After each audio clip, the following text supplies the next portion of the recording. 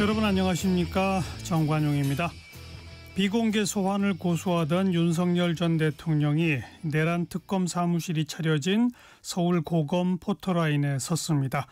20년 넘게 몸담았던 검찰청사에서 첫 조사를 받는 건데요. 출입문을 가득 메운 취재진들의 질문에는 묵묵부답으로 일관했습니다. 이런 가운데 우울증 등으로 입원했던 김건희 여사는 윤 전 대통령이 미는 휠체어를 타고 퇴원했죠. 김건희 특검팀도 16개 수사 대상에 대한 수사 채비를 맞춰가는 만큼 김 여사에 대한 출석 요구도 이른 시일 안에 있을 것으로 보이는데요. 자세한 이야기 2부 정치토크 거두절미 각설하고 시간에 이야기 나누겠습니다. 6월 28일 토요일 정관용의 시사본부 시작합니다. 먼저 도로공사 연결해서 이 시각 고속도로 상황 전해드리죠. 나다윤 씨. 네, 오늘 평소 토요일 이 시간대와 비교하면 교통량이 많은 편은 아닌데요. 현재 대부분 노선에서 지방 방향 위주로 불편한데 한 구간의 정체길이 모두 한 자릿수대로 길지 않게 살펴집니다. 먼저 강원권과 이어지는 노선 중 50번 영동선 강릉 방향 정체는 경기권에서 용인과 양지터널 그리고 호법분기점과 이천 사이로 5, 6km 구간씩, 강원권에선 원주와 새말, 둔내 부근에서 2, 3km 구간씩 나타나고요. 52번 광주 원주선 원주 방향은 고속도로 시점인 초월 부근에서 짧게 밀리고 60번 서울 양양선 양양 쪽은 화도부터 서종 사이에서만 밀릴 뿐 이외 구간은 수월하게 통과합니다. 충청 이남으로 내려가는 길도 주말치고 꽤나 수월합니다. 1번 경부선 부산 방향 정체는 경기권에서 오산 부근에서 4km 구간, 충청 지역 진입한 뒤로는 목천과 옥산을 앞두고 각각 7km 구간씩 나타나고요. 25번 논산 천안선 논산 쪽은 남풍새 나들목부터 차량터널 사이에서 속도 줄입니다. 15번 서해안선은 정체 모두 경기권 안에서만 있습니다. 목포 쪽은 안산분기점과 포승분기점에서 2km 구간씩 밀리는데 서울 방향으로도 매송 휴게소와 광명역에서 약 5km 구간씩 정체 감안하셔야겠습니다. 지금까지 한국도로공사 교통센터 나다윤이었습니다.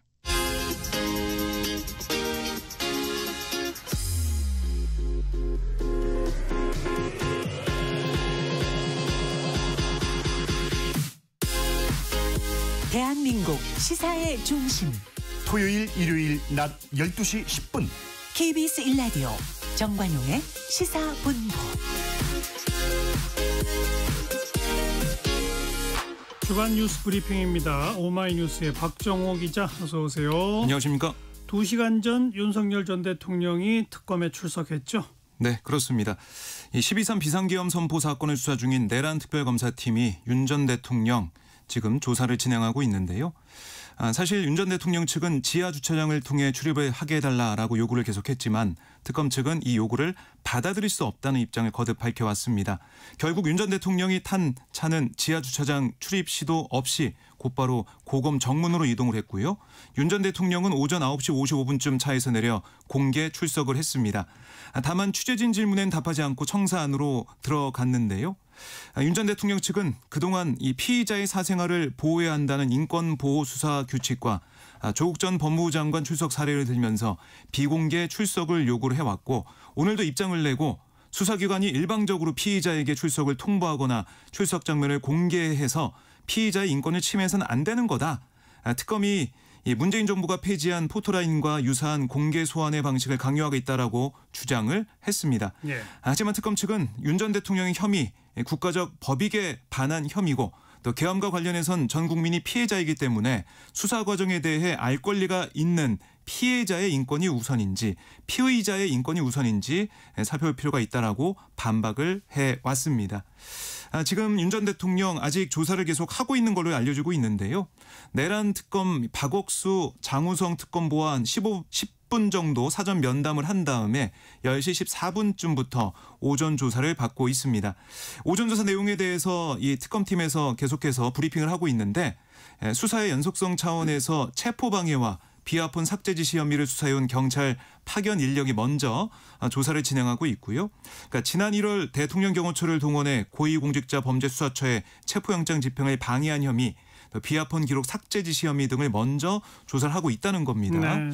그리고 윤 전 대통령이 현재로서는 아직 진술 거부권을 행사하지 않고 있는 걸로 알려지고 있는데요. 아마 충분히 진술할 걸로 예상이 된다. 이런 특검의 판단도 나오고 있습니다. 그리고 특검은 시간이 허락되면 체포집행 방해, 비합헌 삭제 지시 혐의를 비롯해서 계엄 선포 전후의 국무회의에 관한 내용, 또 외환 혐의 등도 폭넓게 조사할 계획으로 알려지고 있고 또 윤 전 대통령이 동의하면 심야 조사도 진행하겠다 이런 입장을 내놓고 있습니다. 네. 김건희 여사도 어제 퇴원했는데 김건희 특검팀은 언제 어떤 방식으로 김 여사를 소환할까요? 네, 민중기 특검팀 이미 여러 차례 기자들을 대상으로 김 여사 대면 조사하겠다는 입장을 계속 내놓고 있었습니다. 그리고 검찰, 경찰, 공수처로부터 김 여사 관련 수사 기록을 넘겨받고 있는데요. 최근 공수처로부터는 임성근 전 해병대 사단장 구명 로비 의혹, 또 검찰로부터는 삼부토건 주가 조작 의혹 관련 자료를 각각 이첩을 받았습니다. 특검 안팎에서는 출범 전부터 수사 진척이 상당 부분 이뤄진 명태균 의혹, 또 도이치모터스 주가 조작 의혹 등이 우선 조사되는 게 아니냐 이런 관측이 나오고 있는데 일단은 김 여사가 퇴원을 해서 사저로 들어간 상황이기 때문에 시간 조율, 장소 조율 이런 것들을 통해 가지고 대면 조사가 이루어질 걸로 예상이 됩니다. 네. 자, 서울 그동안 부동산 가격이 좀 심상치 않았는데 강력한 대출 규제가 시행됐죠? 네, 오늘부터 수도권에서 집을 살 때 주택담보대출 한도를 6억 원으로 제한하는 대출 규제가 시행이 됐습니다. 정부의 대책 핵심, 결국 이 고가주택 구입에 과도한 대출을 활용하는 것을 막겠다라는 입장을 볼 수가 있는데요. 이 주택담보대출을 받을 경우 6개월 안에 반드시 전입을 해야 한다 이런 조건을 붙이면서 수도권 이른바 이제 갭 투자도 막아놓은 상황이 됐습니다. 현재 무주택자나 조건부 1주택자 등 실수요자에 대한 담보 인정 비율 LTV 이 비규제 지역의 70%, 또 규제 지역인 강남 3구와 용산구에는 50%씩 각각 적용이 되는데 따라서 6억 원 대출 한도를 꽉 채워 받을 수 있는 아파트 가격을 보니까 단순 계산으로 보면은 수도권 비규제 지역 주택은 약 8억 6천만 원.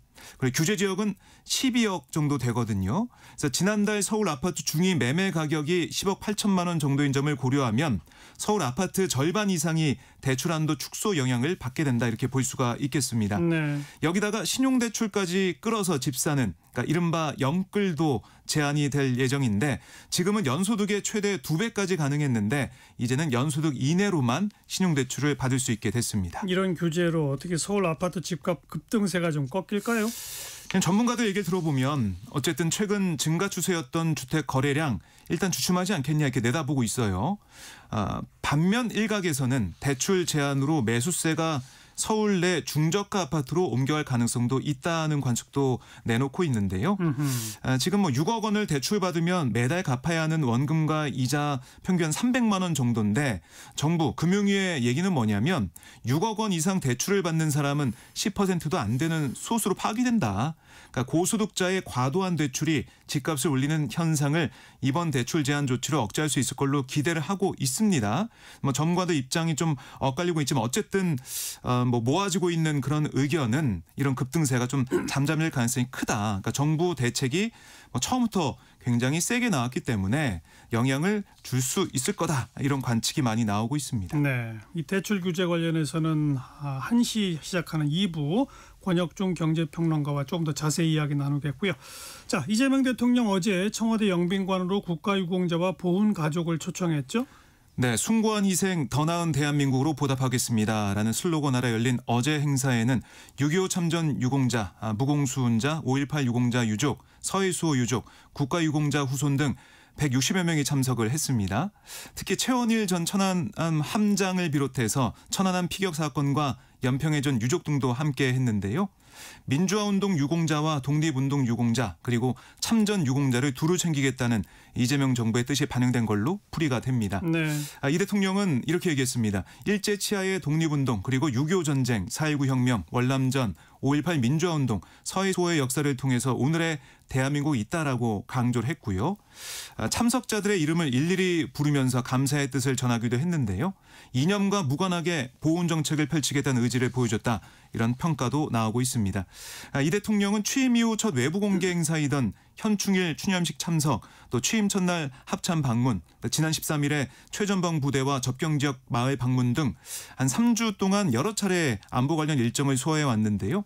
임기 초부터 안보와 보훈을 강조하는 행보를 이어가고 있는 모습인데 역시 이제 보수층 공략을 통해서 국민 통합을 도모하겠다는 의도로 풀이가 되고 있습니다. 네, 이제 국회 소식. 여야는 지금 김민석 총리 후보자에 대한 인준 문제를 두고 공방을 계속하고 있죠.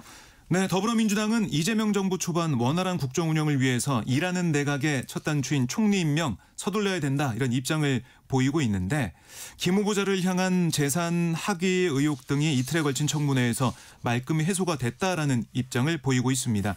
그래서 인사청문 특위 차원의 심사보고서 채택을 위한 회의 열어야 된다 이렇게 야당에 요구하고 있는데요. 반면에 국민의힘은 청문회에서 김 후보자의 부적격이 확인됐다면서 자진 사퇴와 지명 철회를 압박하는 동시에 이 정부 여당의 임명 움직임을 강하게 비판을 하고 있습니다. 특히 이제 국민의힘의 나경원 의원이 김민석 후보자 지명 철회와 또 민주당 국회 법사위원장직 반환을 촉구하면서 어제부터 국회 본청에서 농성에 돌입을 했어요. 나 의원은 이 총리 후보자 지명 철회, 법사위원장 반환 등의 조치가 이뤄질 때까지 국회 본회의장 앞에 로텐도홀에서 숙식을 하며 규탄 농성을 이어가겠다 이렇게 입장을 밝히고 있습니다. 민주당은 국민의힘이 동의하지 않아도 총리 인준안 표결하겠다는 거죠? 네, 그렇습니다. 보고서 채택이 끝내 불발이 되면 인사청문 시한인 내일, 그러니까 29일 그 하루 뒤인 다음 주 월요일 본회의를 열어서 인준안을 표결한다라는 것이 민주당의 방침인데요. 총리의 경우는 사실 국회 인준 동의 없이는 대통령이 임명할 수가 없습니다. 하지만 현재 민주당 등 범여권 진영의 의석수 과반이기 때문에 그 의석수를 고려하면 국민의힘의 이제 동의 없이도 재적의원 과반 출석에 출석의원 과반 찬성으로 표결이 되는 인준이 가능한 상황입니다. 네. 그리고 여야는 지금 추경 공방을 계속 이어가죠. 네, 예결위원장의 어제 이제 국회 본회의에서 더불어민주당 주도로 민주당 한병도 의원이 선출이 됐고 또 민주당 간사에는 이소영 의원, 국민의힘 간사에는 박형소 의원이 각각 내정이 됐어요. 지금 30조 5천억 규모의 정부 추경안을 어떻게 협의하고 심사할 것이냐 여기에 관심이 모아지고 있는데 오는 30일 추경안 심사를 위한 종합정책 질의를 실시하고 예산안 조정 소위를 구성할 계획으로 일단은 알려지고 있습니다. 또 다음 달 1일에는 감액과 증액을 심사하는 예산 소위가 가동이 되는데 민주당 입장에서는 경기 회복 골든타임을 놓치지 않기 위해서 6월 임시국회 회기 내인 다음 달 4일까지 추경안을 처리하겠다 이런 목표를 세워뒀어요. 반면에 국민의힘은 추경안에 포함된 전국민 민생회복지원금 등을 이거 포퓰리즘이다라고 규정을 하면서 현미경 심사를 벼르고 있어서 치열한 여야 공방이 있을 걸로 예상이 됩니다. 네. 그리고 이재명 정부 출범 이후에 첫 번째 한미 고위급 통상 협상이 진행됐죠. 네, 현지 시간 22일부터 27일 여안구 통상교섭본부장이 워싱턴 DC를 방문해서 하워드 러트릭 이 상무장관 또 제이미슨 그리어 미국 무역대표부 대표 등 미국 정부 인사와 그리고 여기다가 미 의회 주요 인사들을 만나서 관세를 포함한 한미 주요 통상 현안을 논의를 했습니다. 이 산업부 얘기를 들어보면 새 정부 출범 후 이뤄진 첫 고위급 방미를 통해서 여 본부장이 굳건한 한미동맹을 바탕으로 양국 간 상호 보완적인 협력을 더 강화해 나가겠다. 이런 새 정부의 국정 철학과 전략을 소개하고 협상에 신이 있고 성실하게 임해서 양국의 상호 호혜적인 딜을 만들겠다. 이런 우리의 선의와 의지를 전방위적으로 알렸다라고 얘기하고 있고 미국도 여기에 긍정적인 입장을 보였다. 이런 얘기를 우리 정부는 하고 있습니다. 네. 트럼프 행정부가 오는 7월 8일까지인 이 상호 관세 유예 기간을 다시 연장할 가능성을 시사하고 있는데 근데 우리나라가 그 유예 대상에 포함될지는 아직 장담할 수 없다고요? 그렇습니다. 사실 이제 미국 측은 기본적으로 한미 무역 불균형 문제 해결을 목표로 세우고 있어요. 그래서 대한국 관세 조정을 해주려면 한국이 미국 상품 구매를 확대해서 균형 무역을 도모하는 그런 모습. 또 이 상품 서비스 수입을 제약하는 그런 부분들, 또 수입 소고기 원령제 규제나 구글 정밀지도 반출 제한 같은 무역 장벽 해소를 해야 된다라고 우리 측에 계속 요구를 하고 있는 걸로 알려지고 있습니다. 네. 근데 우리 입장은 이 자유무역협정 FTA를 체결해서 상호관세가 사실상 없는 우리나라의 25%의 상호관세를 부과하는 거 불공평하다 이런 점을 강조하고 있는데 치열한 협상이 진행되고 있는 상황에서 아직 트럼프 행정부가 상원수의 유예 기간을 연장할지 여부도 알려지지 않고 있기 때문에 우리로서는 좀 조심스럽게 접근을 하고 있고요. 어쨌든 최대한 노력을 해서 우리의 입장을 관철시키겠다 이런 모습을 보이고 있습니다. 그래야죠. 그런 가운데 트럼프 대통령이 북한의 김정은 위원장 언급을 해서 또 눈길을 끌었어요. 네, 트럼프 대통령은 오늘 백악관 집무실에서 기자들과 만난 자리에서 북한 김정은 국무위원장에게 편지를 보냈다는 게 사실인가 이런 기자들의 질문에 김정은과 매우 잘 지내고 있다. 또 갈등이 있다면 북한과 갈등을 해결할 거다 이렇게 말을 했습니다. 뭐 이렇게만 얘기했지 김 위원장에게 서한을 발송했는지에 대해서는 트럼프 대통령이 명확히 답을 하지 않았는데요. 어쨌든 이 정도의 언급이 계속 되고 있는 거 결국 미국의 이 중재로 30여년 유혈 분쟁을 끝낸 민주 콩고와 르완다의 외무장관을 백악관 집무실 초대해서 행사를 여는 와중에 나왔다는 것에 주목할 수밖에 없는데 이걸 미뤄볼 때 트럼프 대통령이 북한 관련 언급을 한 거 세계 곳곳의 분쟁을 해결하겠다는 것과 마찬가지로 한반도에서도 6.25 전쟁 휴전 이후 진행 중인 남북 간의 갈등 상황도 내가 해소할 수 있다.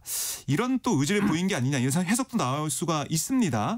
그래서 집권 1기 때처럼 김정은 위원장과의 어떤 만남이나 회담을 통해서 긴장을 완화하려는 노력을 보여주는 게 아니냐 이런 기대가 계속 나올 걸로 예상이 됩니다. 네. 기대되네요, 정말로. 네, 주간 뉴스 브리핑이었습니다. 오마이뉴스 박정호 기자 수고하셨어요. 고맙습니다. 정관용의 시사본부 듣고 계십니다. 12시 27분 향해 가네요. 기상청 또 교통정보센터 차례로 연결합니다. 먼저 기상청의 최영훈 씨. 네, 날씨 정보입니다. 당분간 남부지방 중심으로 최고 체감온도 33도 내외로 매우 무덥겠고 오늘은 전국에 가끔 비가 오겠지만 소강 상태를 보이면서 역시 후텁지근하고 무덥겠습니다. 현재 충청과 남부지방 중심으로 폭염특보가 발효 중입니다. 대구와 경상권 일부는 폭염 경보로 오늘 오전에 특보가 격상이 됐는데요. 오늘 중부지방은 곳에 따라 가끔 비가 오고 내일 오전까지 수도권, 충청권, 내일 오후까지 강원도에 비가 이어집니다. 남부지방은 오늘 오후에 비가 오는 곳이 있겠고 일부 지역은 오늘 저녁까지 오겠지만 덥겠습니다. 오늘 예상 강수량 전국이 5에서 60mm, 지역 차이가 크겠고 소강 상태도 많겠습니다. 전국의 하늘이 오늘 흐리겠습니다. 제주 권역은 오늘 맑은 하늘 속에 덥겠고요. 낮 기온 서울 28도, 강릉 29, 세종 부산 30, 대전과 제주 31, 광주 32, 대구는 34도까지 오르겠고 내일도 서울이 29도, 대구 구미는 35도까지 오르겠습니다. 이후로 6월의 마지막 날인 월요일, 7월 첫날인 화요일 이틀간은 수도권과 강원권의 곳에 따라 드문드문 비 예보가 있고 남부지방과 충청권은 이틀간 소나기 가능성이 있고요. 수도권, 강원 영서는 수요일 오전에도 비 예보가 들어있습니다. 현재 서울 기온 27도까지 올랐습니다. 주말 날씨 정보 전해드렸습니다. 계속해서 이 시각 교통 상황 정리해 보겠습니다. KBS 교통정보센터의 정현정 씨. 네, 현재 경부고속도로 부산 쪽인데요. 오산부터 시작된 정체는 남사진이까지 이어지고요. 더 가서는 천안분기점에서 목천 부근까지 밀리고 있습니다. 옥산분기점에서 옥산까지 천천히 가고요. 서해안고속도로 서울 쪽으로 매송휴게소에서 용담터널까지 어렵습니다. 광명역에서 금천까지 천천히 가고요. 반대 목포 쪽으로는 안산분기점에서 순산터널까지 막히고 있습니다. 포승분기점에서 서해대교까지 밀리고요. 영동고속도로 강릉 쪽으로 용인에서 양지터널까지 제속도 못 냅니다. 호법분기점에서 이천까지 천천히 가고요. 원주분기점에서 원주, 새말 부근에서 각각 정체입니다. 둔내 부근에서도 제속도 못 내고 있습니다. KBS 교통정보센터였습니다.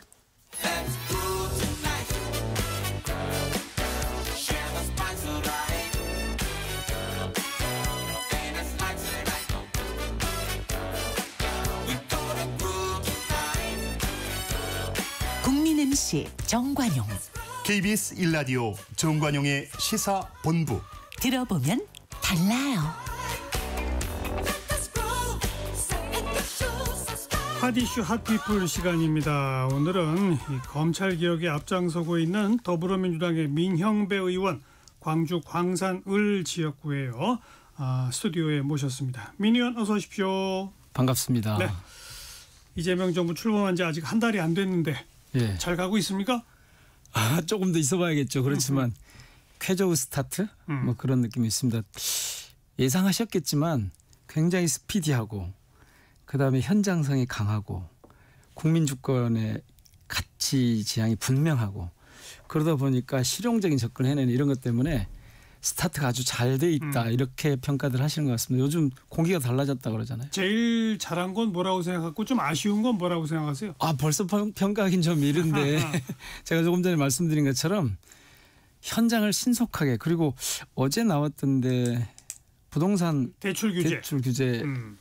지금 이 뭐 불장이 되고 있으니까 이걸 잡는다는데 굉장히 현실적으로 정확하게 딱 잡고 있잖아요. 그러니까 이건 민생에 대해서는 한치도 빈틈없이 가겠다 이런 의지가 곳곳에서 보입니다. 아쉬운 점은요?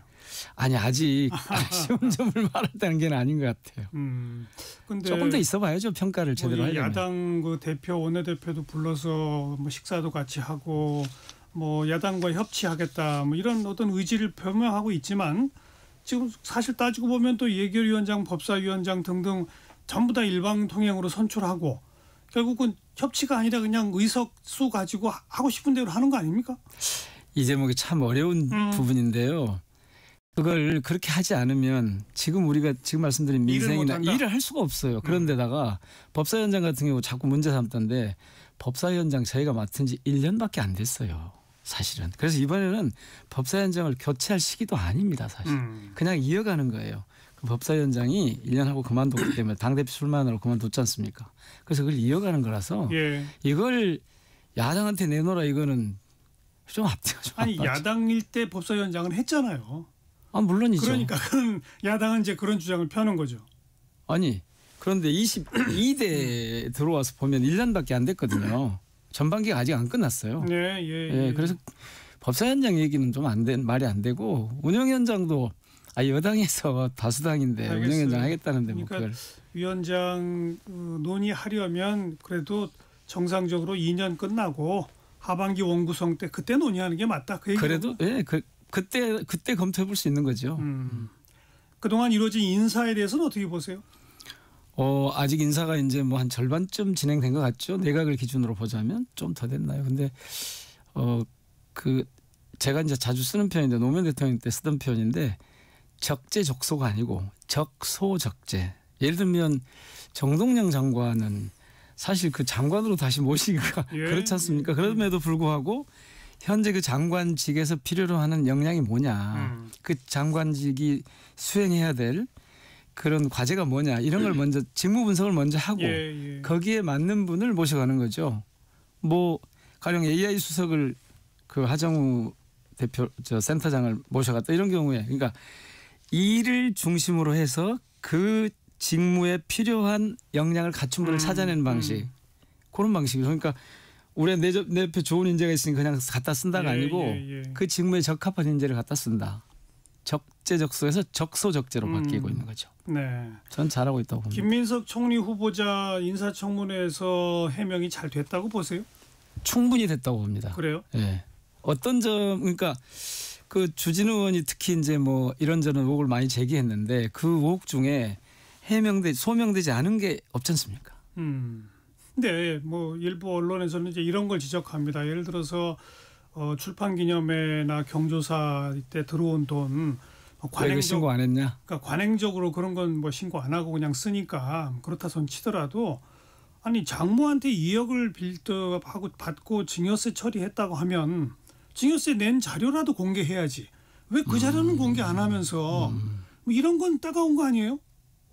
뭐 약간 그런 대목이 좀 국민들 보시기에는 그런 좀 아쉬운 부분이 없지 않은데 그런데 그 부분이 무슨 부정한 돈을 가져왔다거나 또 그 상속세 처리를 안 했다라고 하는 게 이제 확실히 딱 보여지면 그게 좀 그럴 텐데 좀 모호하게 그냥 이렇게 지나고 있어서 좀 아쉽죠. 그런데 그런 부분은 제가 개인적인 사안이라 거기까지는 정확하게 들여다보진 못했는데 대개 그 금전 문제에 관해서 뭐 6억을 장롱에 넣어놨다 꺼낸 거냐라고 하는 식의 공격에 대해서는 해명이 좀 되고 있어서 그거까지 꼬투리를 잡으면 아니 근데 이제 그 물론 뭐 한덕수 전 총리 처음 이제 등장할 때 보면 그런 분들하고는 비교할 것도 없고요. 뭐 수십억을 받고 뭐 하고 막 이런 거랑 비교하면 솔직히 뭐 규모나 이면에서는 별거 없긴 해요. 그러나 기본적인 자세가 내가 이 경조사나 이 출판기념회를 통해서 그래도 어렵게 돈 마련해 갖고서는 그나마 이렇게 뭐 추징금 내고 뭐 해왔다라고 해명하면서도 사실 정치권의 관행이긴 했지만 그런 거 공직자 신고 제대로 안 한 거는 잘못했다 반성한다 이 얘기를 먼저 했어야 되는 거 아니에요? 예. 뭐 그렇게 잘했다고 이렇게 떳떳하게 얘기를 하느냐. 아마 그 문제가 없다는 말을 강조하다 보니까 그렇게 된 것 같은데요. 지금 그 말씀을 하시니까 그죠? 처음부터 이런 분이 좀 미흡했다라고 네. 했어도 되는 문제였네요. 예. 게다가 더불어민주당 의원들도 그런 점은 국민 앞에 죄송하지만 이러면서 엄호를 해야지 마치 무슨 뭐 천하에 깨끗한 사람이 있냐 그렇게 국민 MC 나오십니다. 그렇게 두둔하는 건 좀 자세에 문제 있는 거 아니냐 이런 지적 말이죠. 예, 뭐 약간 그런 아쉬움이 좀 있죠. 그러면. 그래도 아무튼 이 인준 표결에는 문제 없다. 아니 그럴 이유가 없으니까요. 네. 현실적으로. 좋습니다. 그리고 오히려 이번 청문회를 통해서 김민석 의원이 총리감으로 참 적합한 인물이네, 인재네 그런 게 오히려 그 역량이나 그런 게 좀 드러난 것 같아서 오히려 알겠습니다. 좋습니다. 예.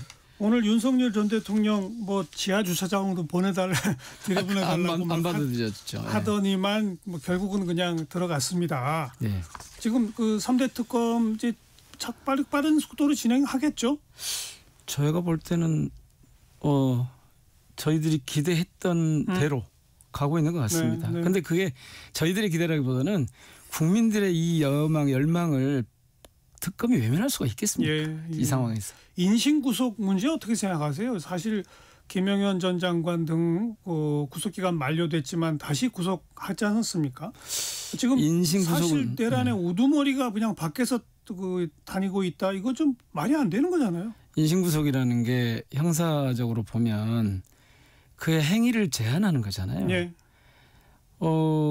내란 수괴의 윤석열 같은 경우는 원래 구속돼 있었는데 그러니까요. 편법으로 풀려났잖아요. 예. 당연히 구속영장 신청하고 구속 사유가 있으면 당연히 구속을 해야 되는데 이분은 두말할 필요 없는 것 같고 내란 뭐 주요 임무 종사자라고 할 수 있는 분들도 구속 상태에서 그러니까요. 재판을 받는 게 맞죠. 지금 그러고 있잖아요. 예. 근데 왜 여태까지 다시 구속을 안 했을까요?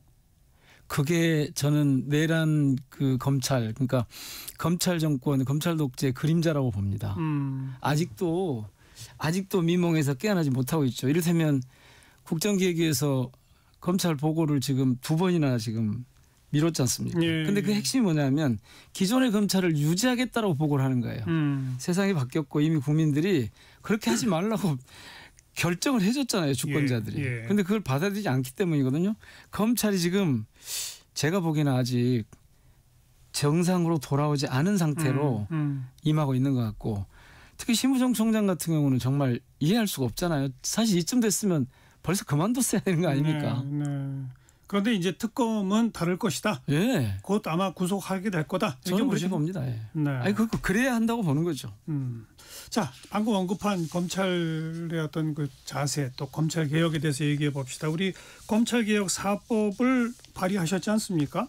했습니다. 3명이서 했습니다. 4개의 법안을. 김용민, 장경택 의원과 함께 했어요. 예. 검찰청법 폐지, 검찰청을 없앤다. 예. 그다음에 공소청, 공소만 담당하는 걸 신설한다. 예. 그리고 중대범죄수사청을 신설한다. 네. 그다음에 국가수사위원회를 신설한다. 이렇게 되는 거죠. 예. 설명해 주세요. 이게 어떻게 한다는 겁니까? 그러니까 우리 지금 내란까지 이른 검찰 권력의 집중과 과잉이었거든요. 그것이 내란까지 몰고 왔는데 그 원인이 검찰의 수사권과 기소권을 독점적으로 갖고 있는 데 있다. 물론 수사권은 독점적으로 갖고 있는 건 아니죠. 그런데 그 기소를 위한 수사를 언제든 할 수 있게 돼 있어서 이게 우리 사회의 모든 부조리의 시작이라고 보는 거예요. 그래서 그 수사권과 기소권을 분리합니다. 그게 지금 말씀하신 대로 기소권은 공소청이라고 해서 새로 만들어서 법무부에 두고 그다음에 수사 쪽은 중대범죄수사청이라고 해서 행안부에 두고 행안부면은 경찰하고 비슷한 그렇죠. 거죠. 예. 그런데 그렇게 되면 이제 수사기관이 셋으로 늘어나잖아요. 중대범죄수사청, 경찰, 공수처. 예.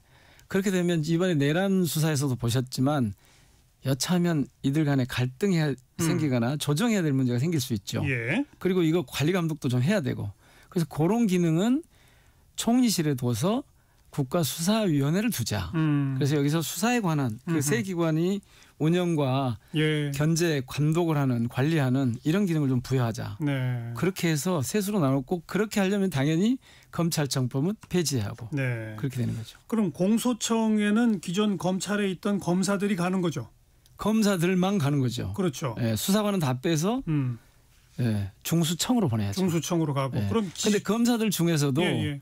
원하는 사람이 있으면 수사관으로 가면 되죠. 중수청에 예. 검사 신분을 버리고 검사라는 그 직위는 사라집니다. 사라지죠. 예. 수사관만 있으니까요. 거기. 그러니까요. 그러면 그 수사관의 직제는 어떻게 되는 거예요?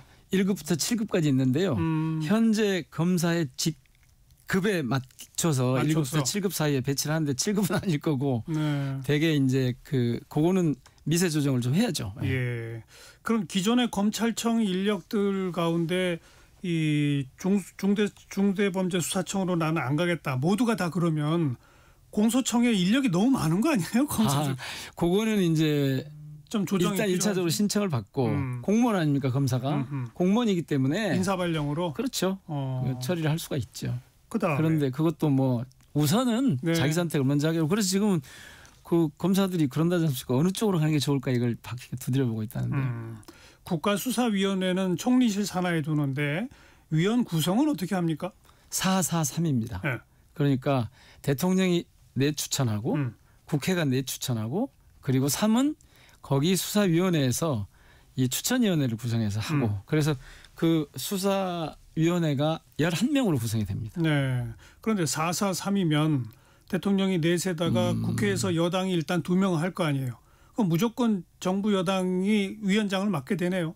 아니 꼭 그렇지는 않습니다. 여기 대통령은 넷뿐이니까. 네. 그런데 여당 몫이 있고 야당 몫이 그러니까 국회 몫이 있는데 국회에서 요거는 2명은 여당이 할 거 아니에요. 요거는 다수당인데. 아, 물론.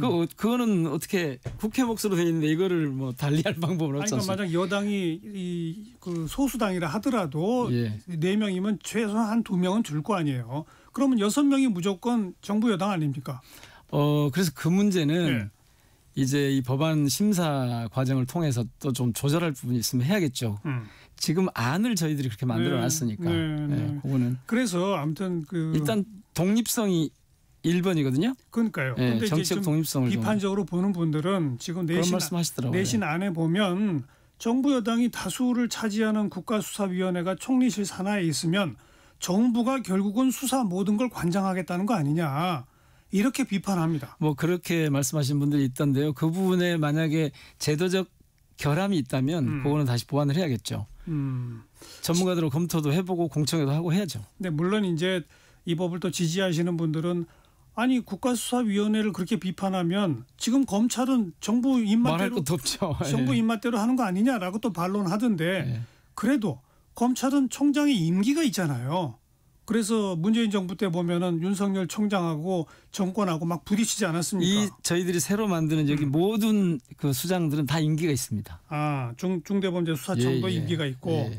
그러니까 역시 그거는 기존 검찰하고 똑같다. 제도적으로는 그렇게 이제 독립성을 유지하도록 만들어 놓은 거죠. 네. 그런데 이제 이 대목이 오면 이제 또 한 번 궁금해지는 게 네. 지난번 문재인 정부 때 그 이른바 검수완박, 솔직히 말해서 완박도 아니죠. 그거는 저쪽에서 만든 프레임이었죠. 아무튼 그래서 검찰 수사권의 상당 부분을 경찰로 넘기는 그걸 추진했었잖아요. 뭐 그때도 반발이 많았었습니다만. 네. 그때 근데 왜 애초에 이렇게 안 했어요? 그때? 뼈 아픈 대목입니다.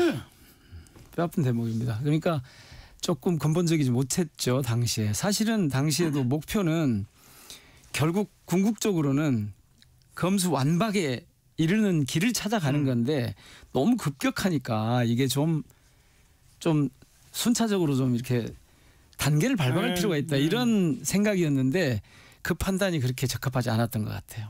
지금 봐서는 그때 아예 이렇게 하는 게 옳았었다고 그때 본다. 그냥 했었어야 되죠. 바로. 그런데 또 그다음에 나오는 지적은 그때 검찰의 수사를 상당 부분 경찰에 옮기고 나서 실제로 지금 검찰도 경찰도 현장에서의 수사 진척 속도가 무지하게 느려졌다. 그래서 지금 각종 그 억울함을 호소하는 사람들이 경찰에 고소하고 뭐 해도 사건 처리가 안 돼가지고 국민들만 피해 본다. 이런 지적은 어떻게 보세요? 그래서 그 부분이 지금 예를 들면 한동훈 전 대표 같은 분들이 대표적으로 그런 주장을 하거든요. 국민들이 피해 본다고. 네. 그런데 지금 저희들이 마련한 이 안은 사실은 보다 더 전문화하자는 겁니다. 수사가 기소를 하고 있는, 그러니까 검찰에 동시에 존재함으로써 경찰하고 관계에서도 그렇고 이게 전체적으로 정리가 안 돼 있는 상황이었어요. 예. 그러니까 수사를 완전히 독립시키면 전혀 다른 효과가 나올 거라고 저희들은 봐요. 어떤 그러니까 효과요? 훨씬 더 전문화가 돼서 그러니까 지금 되게 검찰은 수사를 잘하고 경찰은 수사를 못하는 것처럼 얘기를 하거든요. 예. 그런데 검찰의 수사 인력이 그대로 올라갈 뿐만 아니라 거기서 또 다른 수사 인력들도 충원을 하게 될 거 아닙니까? 그래서 수사 자체를 전문화하게 되죠. 중대범죄에 대해서 특히. 그렇게 되면 경찰에서도 이게 이제 조정이 되면서 원래 경찰이 해야 될 부분만 하면 돼요. 예. 지금은 둘만 남겨놓고 넷을 저쪽 중대범죄 중에서 보내놨지 않습니까? 근데 이번에 8개로 늘어나거든요. 중대범죄가. 원래 있던 부경경 뭐 공선방대라고 하는 이 원래 있던 것에다가 그러니까 2개만 남겨놓던 현행에서 4개를 더 보태고 거기에다 내란해한죄 플러스 마약까지 갑니다. 그럼 수사가 전문화되죠. 중대범죄 수사청의 수사 범위가 지금 검찰이 하는 것보다 더 넓어지죠. 훨씬 넓어지죠. 예, 꽤 넓어지죠. 중대범죄는 다 여기서 다루는 거죠. 그러면 경찰의 수사 영역과 중수청의 수사 영역이 달라지고 전문화되면서 훨씬 더 수사가 용이하게 될 거다. 다만 초반에는 혹시 좀 혼선이 있겠죠. 혼선이 있을 수 있다. 그러나 그거는 뭐 제도의 전환 과정에서 오는 거니까 그런 부작용 정도는 잘 감당해야 됩니다. 그리고 아마 이게 초기에 설계할 때부터 인력 배치라든가 전문성 같은 걸 충분히 고려해야 될 것 같은 게 공수처를 보세요. 공수처 만들어 놓고 초반에 몇 년 동안 한 일이 없어요. 그렇죠. 그런데 만약 이번에 공수처가 없었다면 그나마 검찰로부터 독립된 공수처가 없었다면 이 내란 수사 어떻게 했겠습니까? 그래서 그 당시에 이제 저희들 같았으면 그냥 한술밥에 배부르게 그냥 확 처리를 하고 공수처도 확 강화해서 제대로 돌아가게 했으면 되는데 지금 공수처가 그런 상황이긴 하지만 이제 이걸 좀 보완해 가야 될 필요성이 등장을 했고 그래서 그것도 저는 보완해 가야 된다고 봅니다. 이번에 공수처를 좀 그 인력을 확대하는 것도 그렇게 가는 쪽으로 같이 좀 고민해야 된다. 예. 그렇게 봅니다. 자, 그런데 이제 검찰 개혁은 처음 공수처 만들 때부터 뭐 수십 년 논의를 해도 안 되고 하다가 겨우겨우 했어요. 그렇죠. 이른바 수사권 조정도 그렇게 극심한 반발이 있었어요. 이번에도 분명히 반발이 있을 겁니다. 반발이 지금 있잖아요. 그 국정기획에서. 근데 지금은 그 반발을 공개적이고 공식적으로 드러내지를 못합니다. 예전 같으면 지금쯤 모여가지고 검사들이 모여서 무슨 회의를 하느니 뭐 막 시끄러웠을 거예요. 성명을 내니 지난번에도 그랬지 않습니까? 그런데 지금은 조용합니다. 왜? 이미 검찰이 선을 넘은 것을 국민들이 다 알고 있어요. 더 이상 용납 안 된다는 걸 다 알고 있죠. 자업자득이라고 다들 합니다. 그래서 지금 반발이 상대적으로 적습니다. 고작 해야 이 제도 이렇게 가야 됩니다라고 주장하는 국정기획에서 주장하는 정도인데 그거는 검찰이 얼른 재빨리 전환해야 됩니다. 그게 국민들이 명령을 이미 내렸어요. 안 되겠는데 하고 내렸고 그렇게 검찰의 수사 기소 분리를 확실히 하겠다는 정권을 세웠어요 지금. 그런 상황에서 지금도 저항하고 있는 것은 만약에 크게 저항이 있다면 그게 오히려 정말 이상한 일이 되죠. 언제쯤 이 법을 처리할 예정입니까? 일단 이재명 대통령은 대선 기간에 이런 법안들 쭉 발의하는 거에 대해서 조금 미뤄라 했어요. 그렇지 않습니까? 대선뿐만 아니라 작년 7월에 원래 저희들이 이걸 제출하려고 했어요. 그런데 그때 정치 상황이 이것 때문에 오히려 다른 문제들 특히 민생이나 정치적 상황이 굉장히 왜곡될 가능성이 많아서 참았고 대선 기간에도 참았죠. 근데 지금은 전체적인 분위기가 제 감으로는 9월 안에 끝날 것 같습니다. 어제도 그 박찬대 당시 이제 원내대표였던 대표 나와서 어제 광주에서 뭐 이렇게 얘기하는 거 들어보니까 추석 전에는 끝낸다. 그럼 추석이 10월 초거든요. 그러니까 9월 말까지는 끝낸다는 얘기고 원래 저희들이 이거 제출할 때 이제 3개월 안에 끝내는 게 맞다 했고 지금 이 흐름에 대해서 적어도 저희 당 내에서는 반대하지 않습니다. 더더구나 국민들의 지지가 워낙 높아서 이거는 좀 속도감 있게 해야 될 것 같고 대통령도 거기에 동의하나요? 제가 그걸 직접 확인하진 않았지만 국민주권 정부 또 이재명 대통령이 이것을 안 된다고 할 이유가 저는 없다고 봅니다. 그러니까 정부는 민생을 잘 챙기고 알겠어요. 개혁 분야는 국회가 좀 제도화된 틀을 이용해서 네. 개혁을 해나가고 이런 것에 저는 뭐 같은 생각이실 거라고 봅니다. 이게 연관된 거라서 여쭤보는데 대법관 30명으로 늘리고 하는 것도 같이 합니까? 아니면 그건 또 별개입니까? 그거는 조금 다른 문제입니다. 그건 이제 사법개혁 관련된 부분 아니겠습니까? 그렇죠. 그래서 그거는 조금 더 깊이 있게 검토를 해야 할 겁니다. 예, 시간을 좀 더 두고. 예, 그러나 대법관 수가 적다. 이 부분에 대해서는 되게 인식의 일치가 있는 것 같습니다. 아무튼 그거는 좀 또 다른 논의 궤적이 네, 필요하다. 네.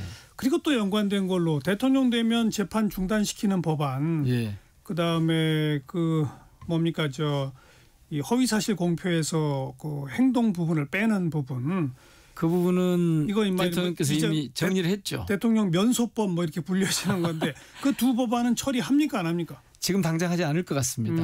왜냐하면 대통령께서도 이미 그 부분에 대해서 나 때문에 네. 혹시 내 개인 문제로 이렇게 알겠습니다. 연결되는 것 같은 그런 이 조치는 하지 말자. 알겠습니다. 그게 뭐가 급하냐 이렇게 그러나 얘기하고 검찰개혁 4법은 추석 전에 끝낸다. 그런 분위기입니다 지금. 예. 네. 우리 민영배 의원 내년 지방선거 때 광주시장 나가신다고요? 아, 예, 그렇게 준비하고 있습니다. 네. 왜요? 이제 한번 할 때가 됐습니까? 제가 사실은 8년 전 그러니까 지금 이번에 도전을 공식화하면 세 번째가 되거든요. 광주를 정말 이재명 정부식으로 표현하자면 정말 그 잘 쌓인 힘이 제대로 구현되는 그런 품격 있는 도시로 좀 만들어 보고 싶습니다. 예. 그런 욕심이 제가 원래 단체장 출신이지 않습니까? 예. 그래서 어떤 도시가 정말 잘 돌아가는 거기 사는 사람들이 자랑스럽게 그 도시의 정체성을 자기 정체성으로 갖는 그런 품격 있는 도시. 그런데 지금 광주에 지금 문제가 그런 그 모양은 좋은데 그 이른바 먹사니즘이라고 하는 먹고 사는 문제에 대해서 그 인프라가 저는 그걸 생산이라고 하는데 생산 부분의 인프라가 제대로 좀 깔려져 있지 않은 상태여서 네, 그런 걸 내가 해보고 싶다. 이재명 정부 때 호흡을 좀 맞춰가면서 알겠습니다. 해보고 싶은 거죠. 예. 핫이슈 핫피플 오늘 더불어민주당 민형배 의원과 함께했습니다. 민형 고맙습니다. 고맙습니다. 1부 마치겠습니다. 이치영과 번님들의 당신만이 잠깐 듣고요. 1시 2부에 다시 옵니다.